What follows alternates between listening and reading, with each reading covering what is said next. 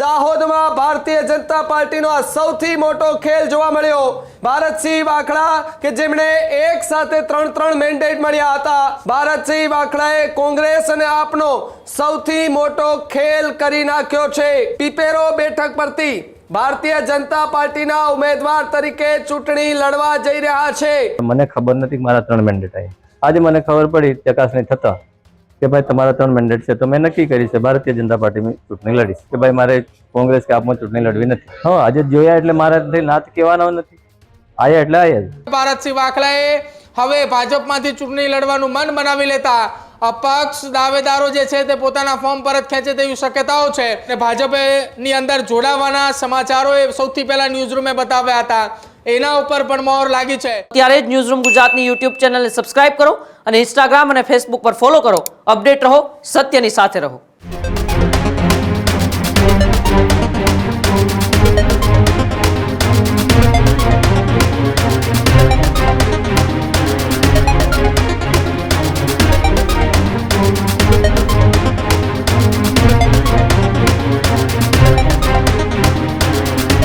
દાહોદની અંદર એક સાથે ત્રણ મેન્ડેટ મેળવનાર વ્યક્તિને લઈને છેલ્લા 3 દિવસથી ન્યૂઝરૂમ ગુજરાતે સમાચાર બતાવી રહ્યું હતું અને ફરી એકવાર ન્યૂઝરૂમ ગુજરાતના સમાચારો પર મહોર લાગી છે।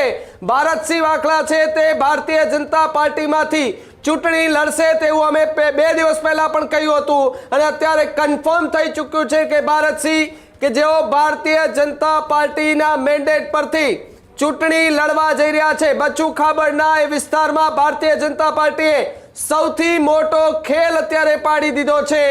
જી હા, ગુજરાતની રાજનીતિના સૌથી મોટા સમાચાર દાહોદમાં ભારતીય જનતા પાર્ટીનો આ સૌથી મોટો ખેલ જોવા મળ્યો।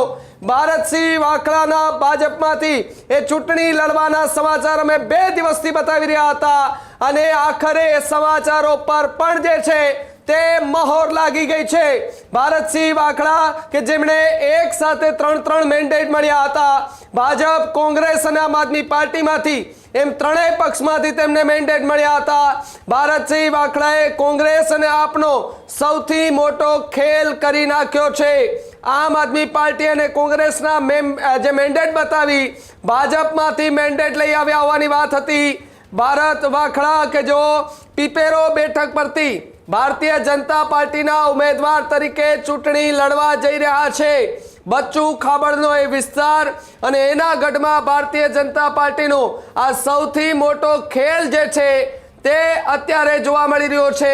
ભારતસિંહ વાખડાને લઈને છેલ્લા 3 દિવસથી ન્યૂઝરૂમ ગુજરાતે સમાચાર બતાવી રહ્યું હતું અને સતત કહી રહ્યું હતું કે તેઓ ભારતીય જનતા પાર્ટીમાંથી ચૂંટણી લડવા જઈ રહ્યા છે, કારણ કે એક સાથે ત્રણ પાર્ટીમાંથી મેન્ડેટ મળે અને પછી અચાનક એક વ્યક્તિ એ ભૂગર્ભમાં ઉતરી જાય, દેખાય નહીં અને પછી અચાનકના સમાચાર મળે એટલે સ્વાભાવિક છે કે એમના પર એ શંકા જવાની હતી। પ્રદીપ મારી સાથે ન્યૂઝરૂમથી જોડાયા છે। પ્રદીપ, ફરી એકવાર ભારતસિંહ વાખડાને લઈને ન્યૂઝરૂમ ગુજરાતના સમાચારો પર મહોર લાગી છે।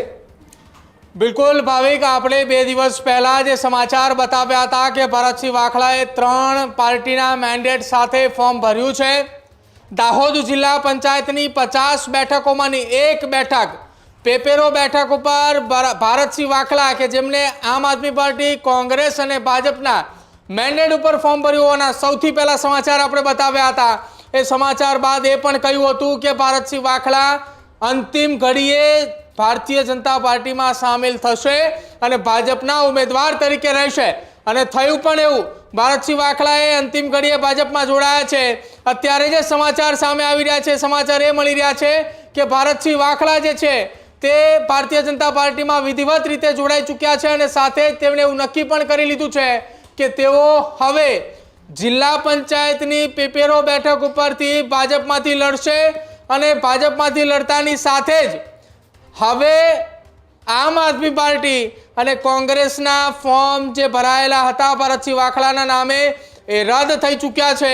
બસ હવે ગણતરીના કલાકોની રાહ જોવાની વાત છે કે 99% એ બેઠક બેનહરીફ જાહેર થાય તેવી પૂરેપૂરી શક્યતાઓ વ્યક્ત કરવામાં આવી રહી છે, કેમ કે સામે પક્ષે 2 અપક્ષ ઉમેદવાર છે। 2 અપક્ષ ઉમેદવાર હોવાના કારણે એક ચર્ચાએ જોર પકડ્યું છે કે ભારતસિંહ વાખડાએ હવે ભાજપમાંથી ચૂંટણી લડવાનું મન બનાવી લેતા અપક્ષ દાવેદારો જે છે તે પોતાના ફોર્મ પરત ખેંચે તેવી શક્યતાઓ છે.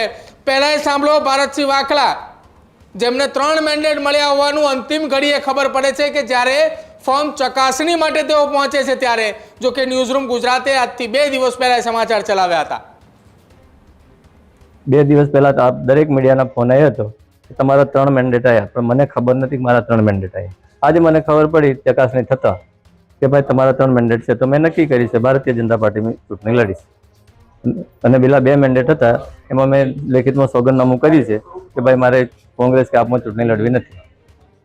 આપના નામના જ આમ આદમી પાર્ટી તેમજ કોંગ્રેસના એ બંને પાર્ટીના જે મેન્ડેટો છે આપના જ નામના આવ્યા હતા. હા, આજે જોયા એટલે મારાથી નાત કહેવાનો નથી. આયા એટલે આયા જ.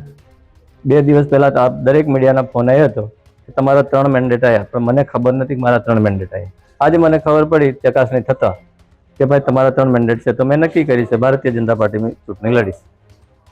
અને પેલા 2 મેન્ડેટ હતા એમાં મેં લેખિતમાં સોગંદનામું કરી છે કે ભાઈ મારે કોંગ્રેસ કે આપમાં ચૂંટણી લડવી નથી. આપના નામના જ આમ આદમી પાર્ટી તેમજ કોંગ્રેસના એ બંને પાર્ટીના જે મેન્ડેટો છે આપના જ નામના આવ્યા હતા. હા, આજે જોયા એટલે મારાથી નાત કહેવાનો નથી. આયા એટલે આયા જ. આજે હું ફોર્મ ચકાસણી કરવા પહોંચ્યો ત્યારે મને ખબર પડી કે મારા નામના 3 મેન્ડેટ આવ્યા છે. દેશની સૌથી મોટી રાજકીય પાર્ટી ભાજપ એ ક્યારે એ પ્રકારનું એ તો કરી ના શકે કે વિરોધી પક્ષના નેતાના ઉમેદવારના નામનું મેન્ડેટ આપે. મેન્ડેટ લેવા માટે જઈએ તો જ મેન્ડેટ આવે. વાત એ આખી ઘટનાની અંદર એવી છે, દાહોદ જિલ્લા ભાજપની અંદર જિલ્લા પંચાયતની પીપોરો બેઠક હતી, જેમાં ભાજપે 48 જેટલા નામો જાહેર કર્યા હતા. દાહોદની 50 બેઠકોમાંથી 2 બેઠકો માટે નામ બાકી રાખ્યા હતા અને અંતિમ ઘડીએ સીધા જ ત્યાં મેન્ડેટ પહોંચાડ્યા હતા. અને એ જ રીતે કોંગ્રેસની અંદર પણ અંતિમ ઘડીએ મેન્ડેટ પહોંચાડ્યા હતા. આખી વાતની હકીકત જ્યારે છે, ન્યૂઝરૂમે આખી આ ઘટનામાં ઇન્વેસ્ટિગેશનની શરૂઆત કરી હતી ત્યારે સૌથી પહેલાં એ સમાચાર મળ્યા હતા કે આમ આદમી પાર્ટીએ આ ઉમેદવારને મેન્ડેટ આપ્યું કે જેમનું નામ ભારતસિંહ વાખલા છે. ત્યારબાદ આમ આદમી પાર્ટીનું મેન્ડેટ બતાવીને ભારતસિંહ વાખલાએ કોંગ્રેસમાંથી ટિકિટ લઈને આવ્યા. કોંગ્રેસનું મેન્ડેટ લીધું અને આમ આદમી પાર્ટીનું મેન્ડેટ કોંગ્રેસના એ નેતાને આપ્યું કે જેમણે એમને કોંગ્રેસનું મેન્ડેટ આપ્યું. કોંગ્રેસનું મેન્ડેટ લઈને એ જ વ્યક્તિ ભારતસિંહ વાખલા કે જે ઉમેદવાર છે તેઓ ભારતીય જનતા પાર્ટીના એ નેતા પાસે ગયા જેમણે કોંગ્રેસનું મેન્ડેટ જમા કરાવ્યું અને તેમની પાસેથી ભાજપનું મેન્ડેટ લીધું. એટલે આ રાજકીય આખી હલચલ તેજ થઈ ચૂકી હતી. જ્યારે ફોર્મ ભર્યા ત્યારે જ એવી વાત હતી કે આ ઉમેદવારે 3 જેટલા ફોર્મ અને 3 મેન્ડેટ સાથે ફોર્મ જમા કરાવ્યા છે. એ વાત ઉપર પણ મહોર લાગી અને ભાજપની અંદર જોડાવાના સમાચારો એ સૌથી પહેલા ન્યૂઝરૂમે બતાવ્યા હતા. એના ઉપર પણ મહોર લાગી છે. બસ હવે ઘડીઓ ગણાઈ રહી છે કે દાહોદ જિલ્લા પંચાયતની જે બચુ ખાબરનો ગઢ છે એ ગઢની અંદર ભારતસિંહ વાખલા કે જેઓ બચુ ખાબરની સામે લડી ચૂક્યા છે તેઓ ભાજપમાંથી જિલ્લા પંચાયતની સીટમાં બિનહરીફ જાહેર થાય તેવી પણ પૂરેપૂરી શક્યતા અત્યારે વ્યક્ત કરવામાં આવી રહી છે. ભાવિક, બિલકુલ પ્રદીપ, આભાર જોડાવા બદલ અને માહિતી બદલ. હજુ સુધી તમે અમારી ચેનલને સબસ્ક્રાઇબ નથી કરી તો અત્યારે જ ન્યૂઝરૂમ ગુજરાતને સબસ્ક્રાઇબ કરો, ફેસબુક અને ઇન્સ્ટાગ્રામ પર ફોલો કરો.